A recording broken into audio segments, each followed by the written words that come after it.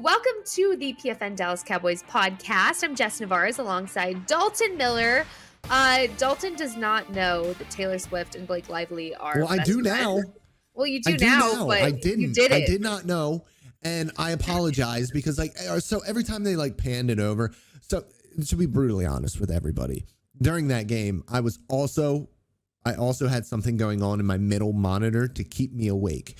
Because I don't know if you guys know this, I live in Portugal. So it was 4 a.m. at the end of that football game. So no, I wasn't staring at the screen to see that Sophie Turner was in the same suite as Taylor Swift. I don't know. First of all, don't know who Taylor Swift is friends with. I did not know that she was friends with Deadpool or Blake Lively.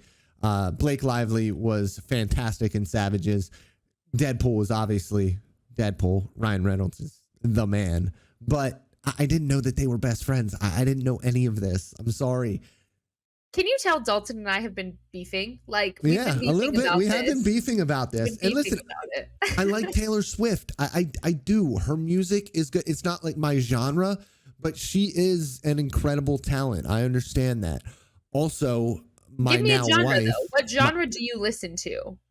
I am a gangster rap.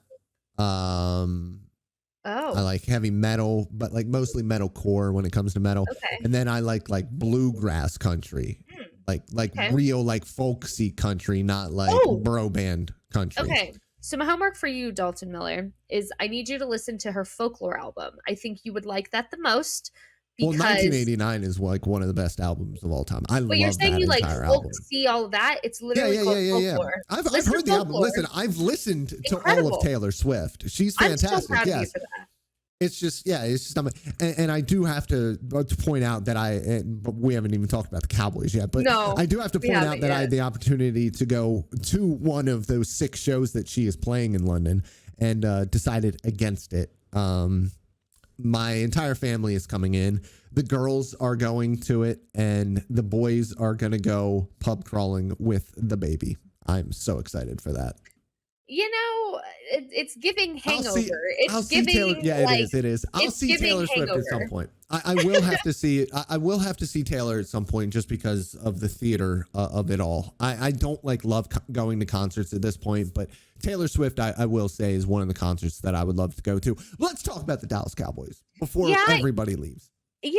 That's just my impact. I get people talking about Taylor Swift, and I love it. But let's go back to all things Dallas Cowboys. Your Dallas Cowboys are now 3-1 after 38-3. That's how bad they beat the New England Patriots in Week 4. And it really wasn't even that close, to be honest. It wasn't. I mean, the thing is this is the largest loss deficit that Bill Belichick has ever suffered.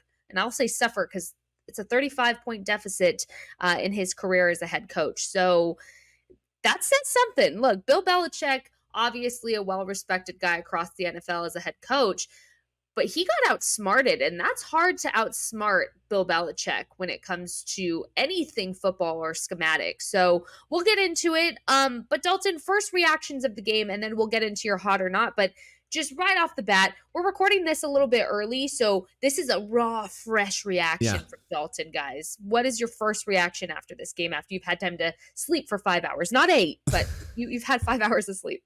Yes. So my thoughts in the game was that it was just a complete domination. You had a quarterback who was completely flustered in the pocket, outside of the pocket. I mean, Mac Jones has absolutely no business trying to throw all the way across the field. First of all, he's not really athletic enough to get out and make plays like that in the first place. And second of all, he doesn't have the arm strength to throw the ball across the field when guys are wide open. And that is not what was the situation. Deron Bland was right there both times. So really, really tough decisions from Mac Jones there. I thought that overall, the Cowboys offense had a really good game plan against New England's defense. I think the biggest issue with everything is that New England was missing 3 of their top 4 corners, and then their best corner ended up getting hurt in the game as well. And so, you weren't getting the best of the New England Patriots yesterday, but this is what we expect from the Dallas Cowboys when they are playing opponents that they are much, much better than. And that's what it was yesterday. And we misunderstood Arizona. Arizona is a much better football team than I thought. I mean, they just are. They've competed in every week now, and yesterday was a little bit tough for them against San Francisco. San Francisco scored on 5 of their 6 offensive drives, which is hilarious that there were only 6 offensive drives in the entire game. It was just a really slow game overall. But that offense kept them in the game. You're seeing the offensive structure in Arizona is very, very good. You're seeing Josh Dobbs getting better every single week. That is a better football team than that New England team that we saw yesterday, even though I think New England, when fully healthy, is still a good team. They have a really tough schedule, and they're not going to make the playoffs this year, but that Bill Belichick defense wakes up and is top 5. They have a good defensive front. They actually got to Dak Prescott a little bit. The Cowboys' offensive line was a little bit of an issue, and it's going to be a little bit of an issue when you are starting 3 guys that aren't used to starting, or 2 guys that aren't used to starting. So tough day on the offensive line. Hopefully those guys can get back and get healthy, because you're going to need every single one of them next week. Oh, man. Yeah, we'll get into all things San Francisco 49ers, because we were talking about it in our morning meeting. This is potentially the game of the year, and yes, there is a lot of pressure on both sides. It's not just the Dallas Cowboys, but the 49ers to win this game. Both teams need to continue to make statements with this game. The Dallas Cowboys, can they slay their dragon? Can they defeat the boogeyman that's kind of ended their season for the last 2 years? Or can the 49ers continue to become 5-0 and be the real deal, beating a team like the Dallas Cowboys, which honestly is probably their biggest challenge so far in their season as well? And so there's a lot that we can get into with that, and we will. But first, we already denied the people of your hot or not take right off the gates, because I had to stir the pot with some Taylor Swift stuff. Yeah. However, Dalton, what is your hot or not take for the week, as the Dallas Cowboys have defeated the New England Patriots and are now 3-1? Yeah, it's something that I came up with yesterday, and I don't know what kind of brought it up, but my hot or not take of the week is that the Dallas Cowboys and the Buffalo Bills are the same football team. They go about it differently. Josh Allen is a very different player from Dak Prescott. He's better. I'm willing to say that he is a freak of nature. But this is pretty much the same football team. They're teams that, even against the best opponents, can go out and absolutely dominate football games. Their defense is well coached. They are aggressive. They have a good defensive line. They have a well coached secondary. The offense, I think that Buffalo is a little bit more explosive. I think Dallas is a little bit more well-rounded with the run game and, kind of the quick passing attack. But they're 2 very talented teams, hilariously talented teams, that just can't seem to get it done sometimes. They will lose games that they have no business losing, and then they get to the playoffs, and the divisional round is their boogeyman. Both teams, we saw it with the Bills in 2021. Josh Allen and Patrick Mahomes played 2 of the best quarterback games I've ever seen in my life in one game. And it came down to 17 seconds was too much to leave for Patrick Mahomes and no timeouts, which is hilarious. So I think that they are the same team. They just go about it differently. Well, there you go. Tweet Dalton and let him know if that was a hot take or a not hot take. I think that's a not take. Take? A hot or a not? Is it hot? Well, is it hot? Is it not? But is it a not hot? Or is it just not? No, that's not how this works. No. We'll figure it out. We'll brainstorm exactly what it. Look, I'm a little mad at you. We have some bad blood because you didn't know who Blake Lively, that she was Taylor Swift's best friend. So I have to be a little mean to you today. Right. Look what you made me do. Look, exactly. Facts. Okay, let's go into. Did you even try that? What? You said bad blood. Did you even try that? Yeah, that was on purpose. Okay, I wasn't sure because you didn't acknowledge it at all. I was not sure if that was on purpose. Anyways, injury updates. It comes naturally at this point to where I think if you're used to hearing me talk, you just know it's there. Yeah. And I kind of don't bat an eye to it anymore. But injury updates. Man, Dalton, if anything is going to be worrisome going into this week, it's going to be the health of the offensive line, because you're talking about an offensive line that had 3 questionable guys right before the games. That was Tyron Smith, Tyler Biadasz, and then Zach Martin. Zach Martin and Tyler Biadasz obviously played through this game. Tyron Smith was rolled out with a knee injury. that he sustained the week prior at a Saturday walkthrough practice. So that in itself scares me a little bit. As for Zach Martin, he played, but then he was a little bit banged up, slow to get up on his last play of the game before he exited. And obviously, they were winning 38 points to 3. They took him out of the game, and that was that. Jerry Jones was asked about Zach Martin after the game, and all he said was that he's in good shape. There's no indication that there was anything serious, and it's a leg injury. So I don't know. Zach's been dealing with a bit of an ankle injury. I don't know if it was the same injury that took him out, a different one. Keep in mind, though, prior to this ankle injury, Zach was dealing with a hamstring injury as well. So multiple injuries already kind of stacking up for Zach Martin, which, look, these guys get banged up all season. They're used to playing banged up. I don't think that's anything out of the norm. However, if it starts to impact his playing time, that's when things get worrisome. Tyler Biotish, he played all the way through. I don't think there's anything to worry about there with that hamstring injury. However, something to keep an eye on this week was Micah Parsons was seen kind of limping around the sideline during the broadcast. Aaron Andrews said that he got checked in the medical tent for a knee issue. And so not too sure what's going on there. At one point, man was bleeding in the mouth, it looked like, and he was getting fixed up for that. So he was just all over the place getting banged up there. But after the game, Jerry Jones talking about Micah again, saying he checked that real quick, or they checked that real quick, and they were satisfied it's not a serious matter. So, like I said, something to keep a very, very, very, very, very close eye on for obvious reasons with Micah Parsons this week. And then last, but certainly not least, you have Rico Dowdle, who is dealing with the hip injury. He was ruled out of the game with the hip injury. He was scheduled for an MRI on Monday, which is today, and so we haven't heard an update just yet on that.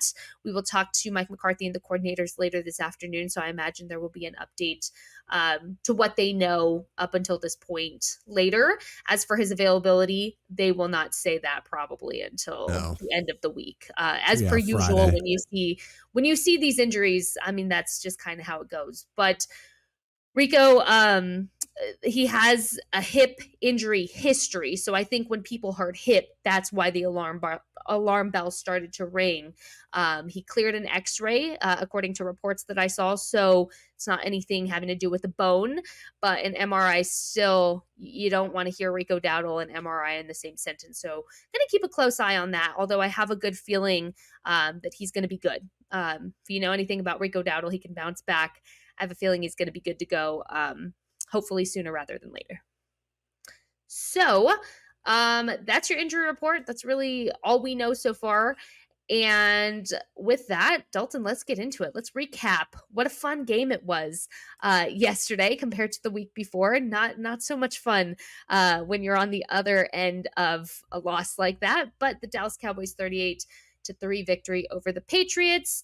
Like I mentioned, this was the most deficit that Bill Belichick has ever had as a head coach, 35 points there. Let's start with the defense, because there were 3 blinking lights for Mike McCarthy this week to focus on.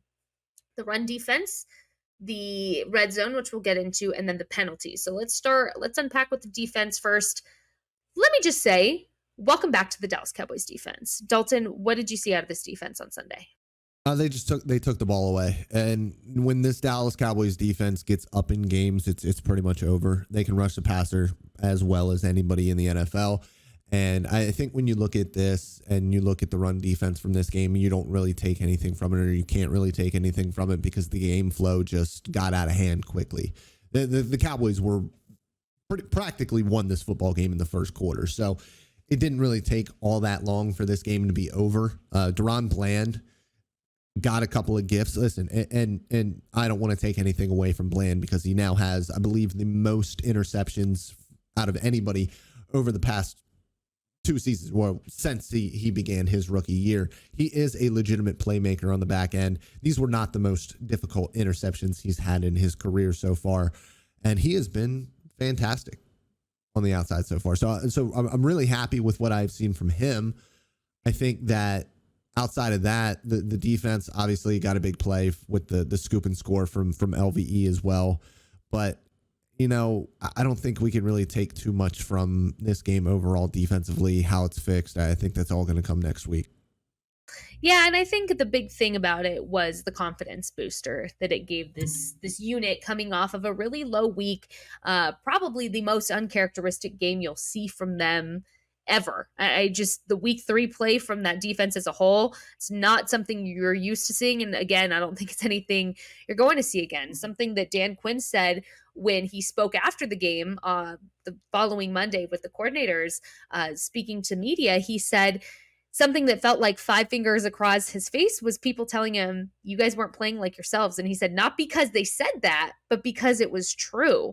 And so they were playing with a big chip on their shoulders during this game. And so to see the confidence level come back, and I think that was the most important thing. As far as the run defense, look, is it still an issue? I believe it is. And here's why I'm saying that. I'm not trying to be a pessimist, and I'm not trying to call the run defense out or anything. Look, the run defense had 53 total yards on an offense that one barely established the run in week 3.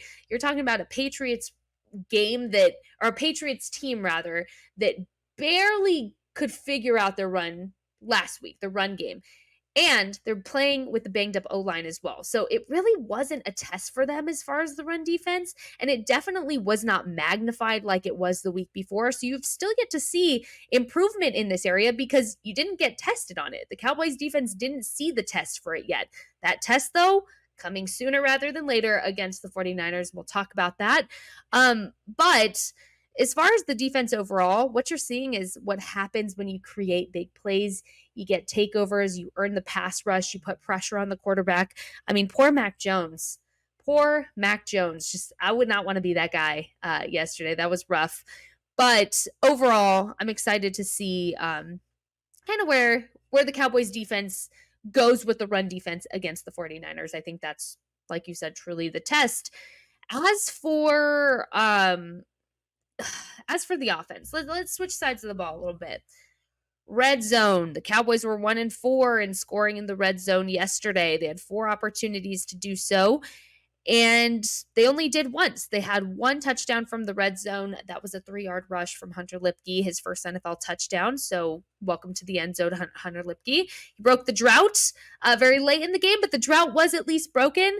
CeeDee Lamb's touchdown did not technically count as a red zone touchdown. It was outside of the red zone. So it's just so interesting to see. You're going 5 weeks into the season, and this is still a problem. Dalton, what are you seeing? What did you see yesterday that the Patriots defense was doing to kind of hold off the Cowboys in the red zone? Or what are the Cowboys offense not doing to capitalize in the red zone to the end zone when they have the opportunity to do so?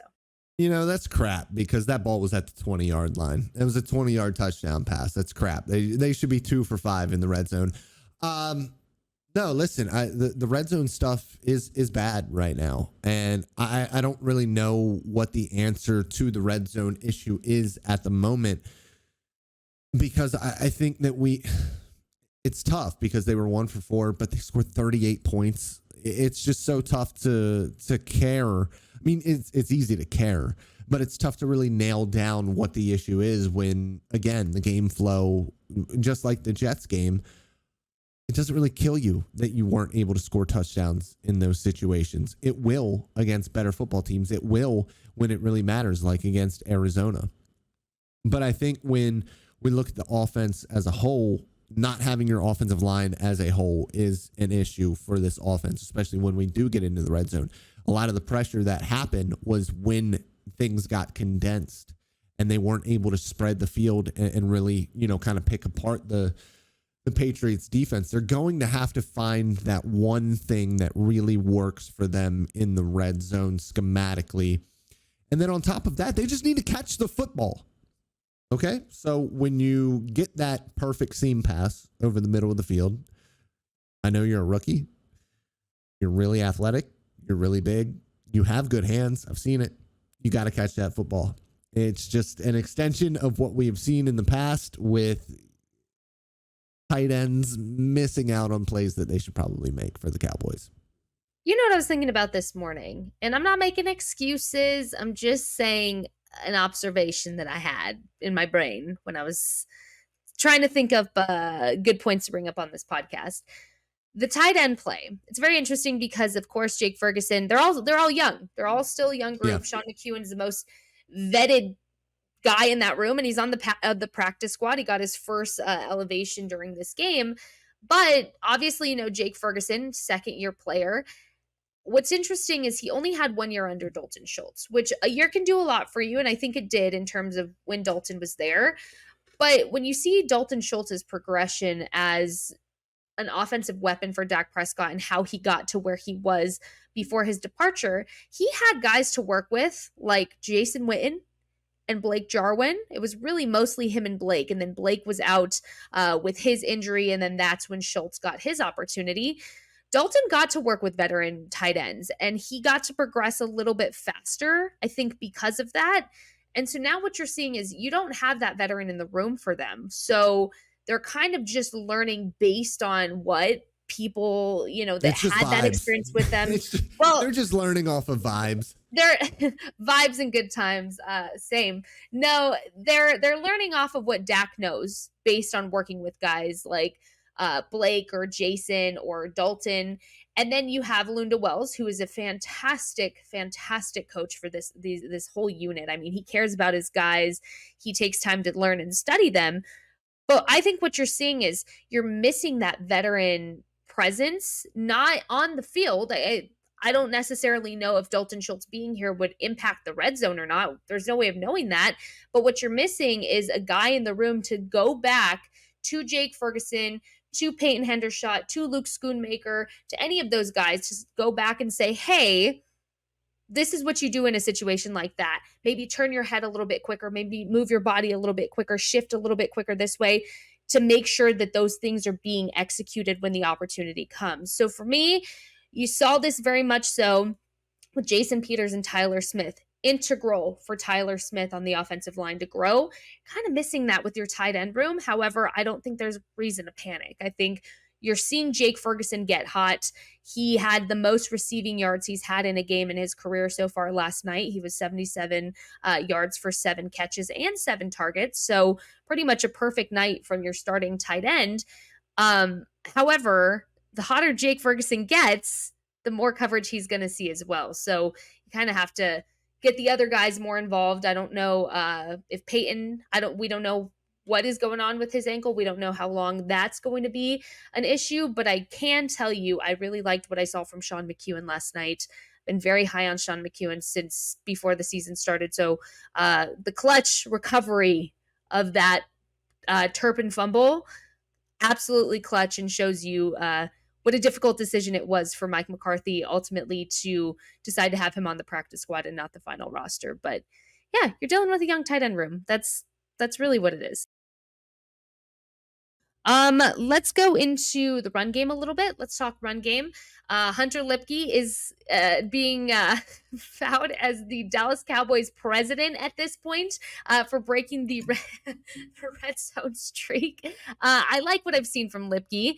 And of course, Deuce Vaughn, he's in there more for passing plays, which I think is an interesting decision. And then of course you have Tony Pollard, who continues to just be a consistent rushing threat for the Dallas Cowboys. He had 47 yards for 11 touches. He was averaging 4.3 yards per carry. His longest run was 16 yards. Dalton, with what we've seen from Tony Pollard, obviously he's your first running back, with Rico Dowdle still kind of questionable until we hear from the coaches otherwise. What do you do if Rico's not able to bounce back quickly? Because here's the thing. Rico has just been such a force, and I was so bummed for him to hear about that injury that took him out of the game, because you need a viable backup for Tony Pollard to extend his production throughout the season. So first of all, what are you seeing from the running back room so far this season? And specifically, what do you do if Rico's not available? I think you get a little bit creative. You saw Kevontae Turpin got a touch. It was a big one, 46 yards. The fumble was bad. We need to fix that. We need to hold on to the football. But CeeDee Lamb, somebody who has gotten the ball on the ground quite a bit throughout the course of his NFL career, and he did it in college as well. I think that he has really good vision as a runner. I think that he's somebody who can take those jet sweeps and things of that nature and make plays out of it. But then you are just going to have to kind of lean on Deuce Vaughn. And that's just the way that it is. You need your offensive line to open up some holes for him. He obviously did not have a very good day on the ground yesterday. I think that when I look at the Cowboys, it's tough because they have him in passing situations a lot of the time, or getting him in for a spell for Tony Pollard, and those usually come a little bit later, and he's forced on the field on passing downs, and he doesn't bring a ton as a pass protector right now. So it's pretty much just he's going to be going out on a route, and that's just not really what the Cowboys need right now because of the offensive line woes. So I think a healthy offensive line makes things a little bit easier for Deuce Vaughn, obviously because they are just more talented, but because it opens up what they are able to do with him schematically a little bit more. So I think, get the ball in the hands of your wide receivers, get the ball on the outside of the tackles, let your athletic offensive line make plays on the outside, and we kind of go from there. What excites you the most? You're 4 weeks into the season. You're starting to see the Cowboys and really every team across the NFL become more established. What excites you the most or gives you the most hope about this team so far?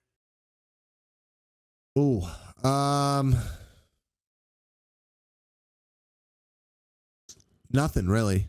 Nothing has changed is what I should say. Nothing has changed. I was already... Sorry, guys. Dalton's I have no happiness. Nothing excites me ever. I was already very excited about this football team. I knew it was going to be an incredibly talented unit going into the season. I think that I have more worries than I did. The red zone stuff is a legitimate worry, and they need to figure that out. They need to figure out what works when they get down there. But I think Dak Prescott has played very, very well so far this year. I think that the offensive line, even banged up, has played better than I expected it to. And this defense is really, really talented. They have weak points, and we'll get to those here in a second. But I think that overall, it is one of the two best teams in the NFC right now, because I think that when you look at the Philadelphia Eagles, they're a very good football team, but they have legitimate issues with their defense, specifically the spine of their defense at linebacker and safety. And in a Sean Desai, Vic Fangio-inspired defense, those safeties are incredibly important. The middle of that field there is open season for teams right now against Philadelphia, and that's a problem. I think for me, what excites me the most with this Dallas Cowboys team is you haven't seen all of it yet, especially in terms of the offense. You haven't had to. Mike McCarthy hasn't had to pull out his entire playbook yet. And so you don't really know, especially if you're an opposing team and you're watching film on these Cowboys, you don't really know. You can go off of what you're seeing, but Mike McCarthy still has the rabbit in his hat that he can pull out at any point in time, because we haven't had the opportunity to see them at full force yet. You don't have to. When you have a defense that's creating multiple turnovers and getting in the end zone and scoring defensive touchdowns and doing that kind of work, you don't have to show your big hand. You don't have to show your hand at all. In fact, you can play pretty conservative. And I think that's what's exciting the most is you haven't had to see this offense at full force. And I think it's a good place to be in when you're going into week 5 of the season, especially against the 49ers. So overall, Dalton, who is your PF MVP of the week? And then we'll get into some 49ers matchups and predictions and all the fun stuff that is this week. It's going to be a crazy week. So before we officially turn the page, who's your PF MVP of the week? I mean, I think it's got to be Deron Bland. 2 interceptions, a touchdown on one of the interceptions. I think that he kind of has to be the guy for this game. I lost my mute button there for a second, but you missed the opportunity. Here's the thing, Dalton. Something about me is anytime you talk about Deron Bland about me, you have to say he's anything but bland. That's just, I don't make the rules here. It's become a thing. It's followed me. And the man is anything but bland. He's spicy. He had some spice to the Dallas Cowboys defense. So he's anything but bland. And if you know, you know. If you don't, now you do. I love that. I think that's obviously the choice here. I'm going to give my PFNVP award, which is just so highly valued Yeah, to yeah, yeah. everybody and the players. Obviously, they care about this so much. Like, I know they're in their meetings waiting to see who we announce every week. I mean, why wouldn't they? And Um, they get a little bit of a surprise because we're doing it on Monday this week instead of I Tuesday. So know. Look, they get an early Christmas present. we're adding some motivation earlier in the week. I think I'm gonna go with Jake Ferguson for this one. I'm really excited for him getting warmed up. I think he's just finding his footing.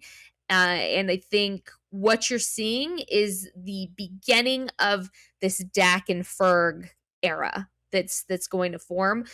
Ferguson's yak abilities, holy cow.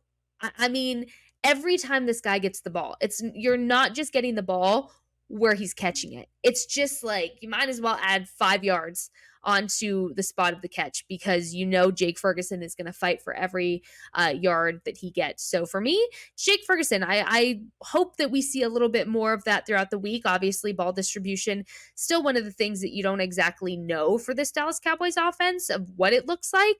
But I think getting Jake more involved is vital, and especially if you're talking about red zone production and capitalizing to create touchdowns, you need those tight ends involved, and you need Jake Ferguson to be spear fronting all of that. So Jake Ferguson, he's my PFN BP of the week. So there you go. Y'all can celebrate if you're in the team meeting listening to this. There you go. Jake and Duron Bland, there are our PFN BPs of the week. Dalton, let's move on a little bit to. By the way, I just want to bring this up very quickly. Jake Ferguson, third in the NFL right now among tight ends for broken tackles plus missed tackles per reception.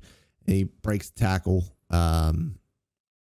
or makes somebody miss in half of his receptions so far this year. Boom.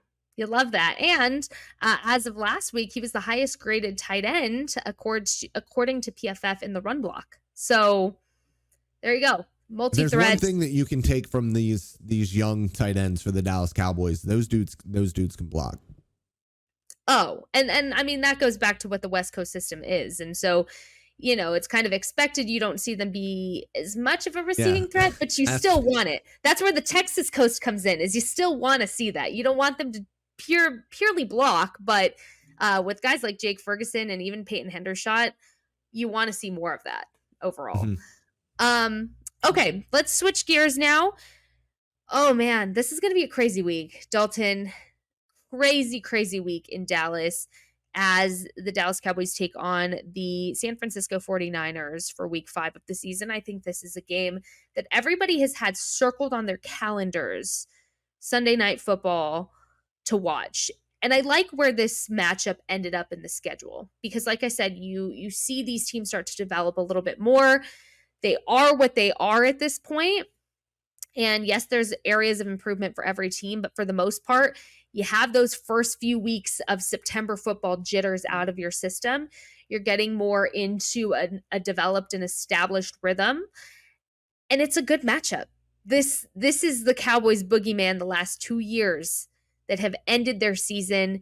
They are sick and tired of talking about the San Francisco 49ers having their number every single time and time again, especially when it comes to the playoff losses. So although a win would not delete the last 2 seasons, it would be a really good start for this Dallas Cowboys team to pave the road of redemption to get them back to the playoffs this year. And not only is it vital that you beat this team in terms of confidence, it's vital you beat this team in terms of playoff seeding that could come around later and haunt you by the end of the season. So a lot going into this game for both sides of the ball, like I mentioned. But Dalton, let's start with some of your key matchups going into this game. Who are you keeping the closest eye on? Yeah, for me, I have four matchups here. It's the 49ers rushing attack versus the Cowboys rush defense. They get guys on the move. They get guys outside. It is a powerful, fast-acting rushing attack. The passing attack is very similar as well.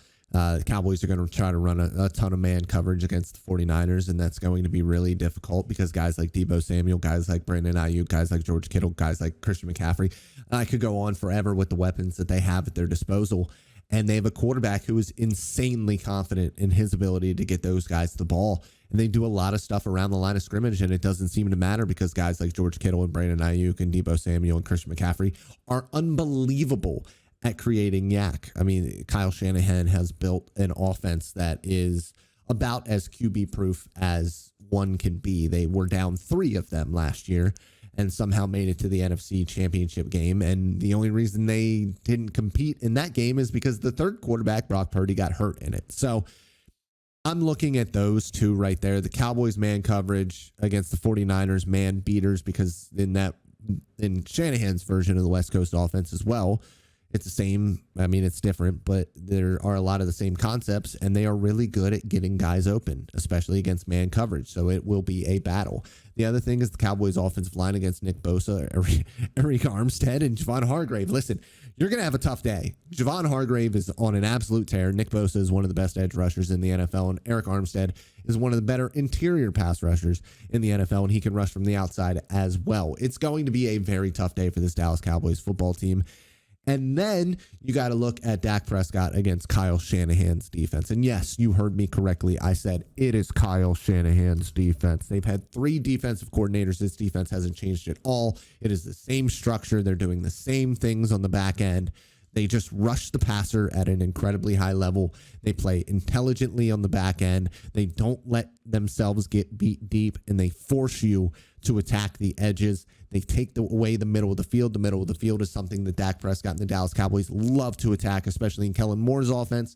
The West Coast offense should be able to get the ball to the edges a little bit easier. It should be a better fit for this defense than we have seen recently, and this offense should have a little bit better day.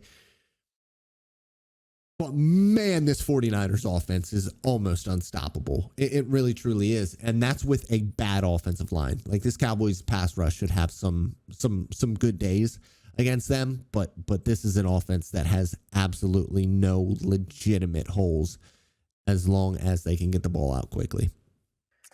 Well, and that's why they have remained undefeated up until this point of the season. And they're dominant throughout it too. Dominant, undefeated, and it's going to be a big test. But at the same time, going back to what you said about Dak Prescott, his ball release has still continued to be consistently good throughout the course of these last 4 weeks. I mean, he's getting the ball out quickly. His footwork has been phenomenal.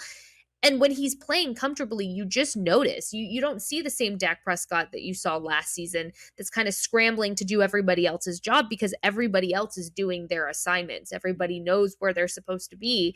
And I think you see miscues every now and then in the offense, but it's not on a consistent basis like it was last year. I think if Dak Prescott continues to do exactly what he's been doing, they stand a really good chance. The only thing is again, everybody just has to play to their job. And that sounds so simple. It sounds so simple. But when you see this Dallas Cowboys offense start to tank a little bit, it's because they're trying to do too much and they're not playing to their assignment. And same thing goes for the defense. But overall, I mean, Dalton, if you had to make a game prediction for this game, and you had to set in stone today, final score, possibly a winner. I know this is a lot. Maybe we won't give a score prediction. No. I'm going to give a score prediction. I'm going to do the whole thing. Oh, wow. I would like to point out, Dak Prescott is 4th fastest right now in getting the ball out of his hands. Only Trevor Lawrence, Joe Burrow, and Tua Tagovailoa are faster at it. So Joe has no getting choice. out of the ball. Joe has to get the ball out fast. Yeah, Joe he cannot be banged up even more. He has to. So 49ers Cowboys, I think it is going to be 24-21. 49ers are going to win. I hate to say it, but I think the 49ers are going to win. There's just I've watched them very closely because they are the Cowboys boogeyman.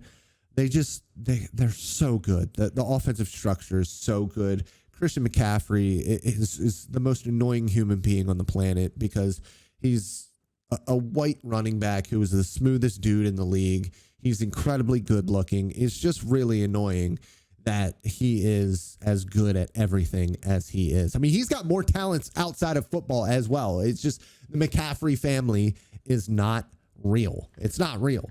And then you have guys, Brandon Ayuk, who just continues to get better. I think that he might be the most underrated wide receiver in the NFL. It's so much, especially without Trevon Diggs, because then you are taking Deron Bland and putting him on the outside. You like to run a ton of man coverage. They really haven't gotten into a lot of the stuff that they were doing last year yet.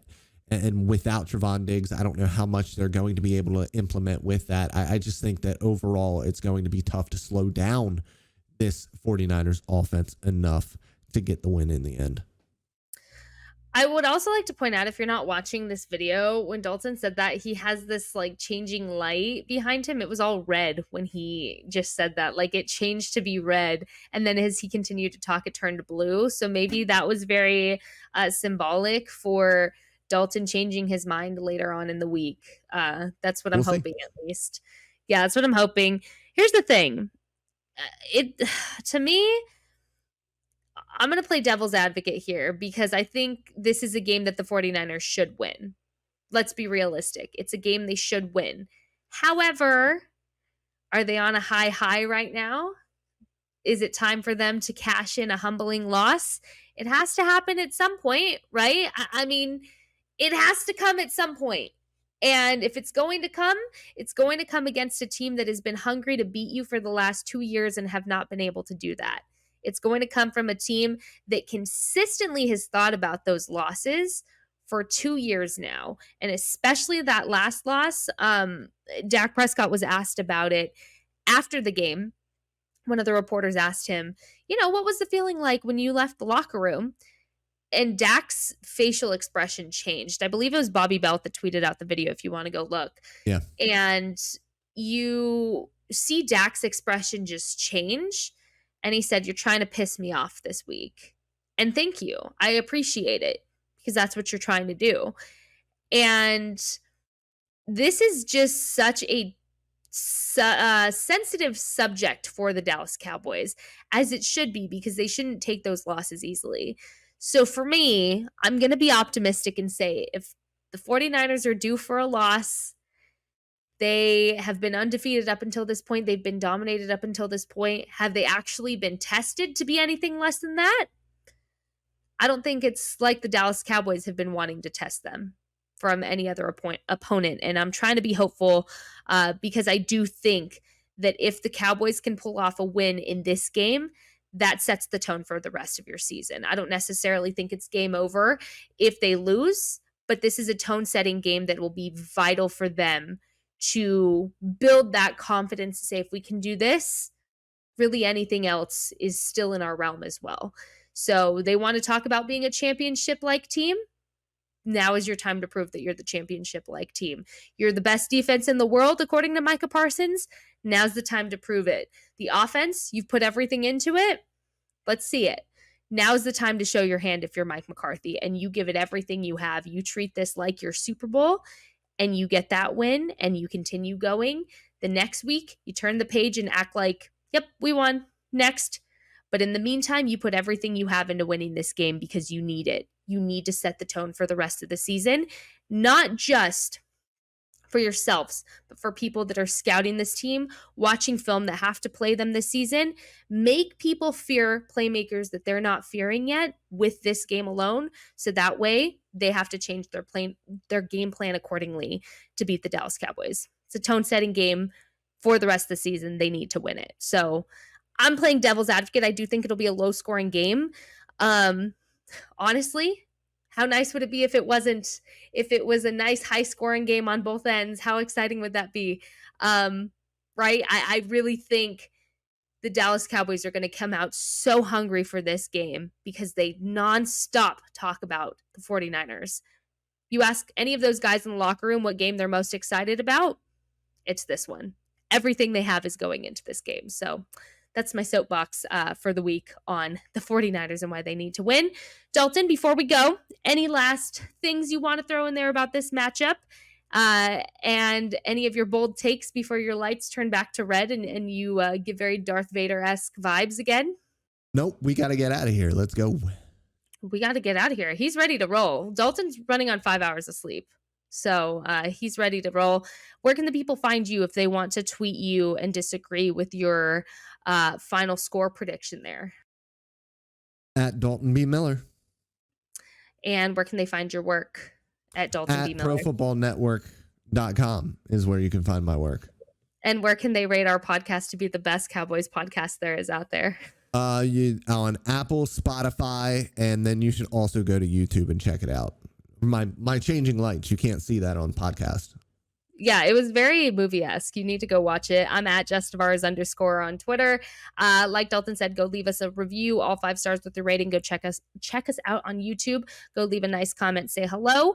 We appreciate you guys tuning in each and every week. We'll be back next week to talk all about your Dallas Cowboys taking on the San Francisco 49ers in Santa Clara for Sunday Night Football. We're looking forward to talking about it. Dalton, thank you for talking with me on 5 hours of sleep. I can't wait to talk with you more next week. Until then, thank you all so much. Go be awesome and go Cowboys.